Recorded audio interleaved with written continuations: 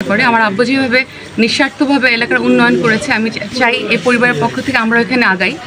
যেমন বাবা তেমনি মেয়ে, আর সেই বাবার চলাপথে হাঁটছেন সিলেট ৬ আসনের সাবেক এমপি প্রয়াত ডক্টর সৈয়দ মকবুল হোসেনের মেয়ে সৈয়দা আদিবা হোসেন। বাবার রেখে যাওয়া অসমাপ্ত কাজ সম্পূর্ণ করতে এবং সিলেট ৬ আসনের জনগণের পাশে থেকে কাজ করতে চান বাবার মতো। তার ধারাবাহিকতায় গোলাপগঞ্জের বিভিন্ন জায়গায় মত বিনিময়ের পাশাপাশি নিচ্ছেন সবার পরামর্শ।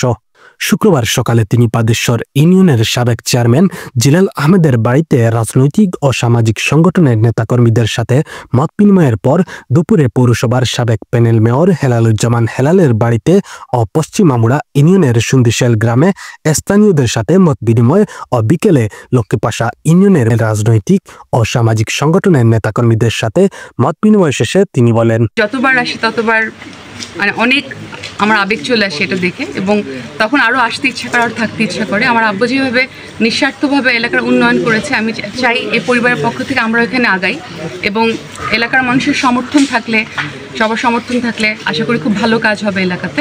আমাদের পরিবারের পক্ষ থেকে আমার গার্জিয়ানদের, আমার মা এবং আমার বড় ভাইয়ের পূর্ণ সমর্থন আছে আমি যদি এটা আগাই। তো কারণ আমি মনে করি যে বিগত কয়েক বছরের সেরকম কাজ যেভাবে হওয়া উচিত ছিল হয়নি, এবং আমার আব্বা যদি আল্লাহ ওনাকে আরও হায়াত দিতেন, উনি আরও অনেক কাজ করতে পারতেন। ওনার সন্তান হিসেবে ওটা মনে করি এই দায়িত্ব অনেকটাই আমাদের উপর আসে। তো এলাকাবাসী যদি চান এবং আমাদের সর্বোচ্চ আমরা চেষ্টা করি আমরা এলাকার কাজ করি। মত বিনিময় সভাগুলিতে বক্তারা বলেন, এই পরিবার থেকে কেউ নির্বাচনে আসলে নেতাকর্মীরা সর্বাত্মক সহযোগিতা করবেন। শামিল হোসেন, জি নিউজ 24।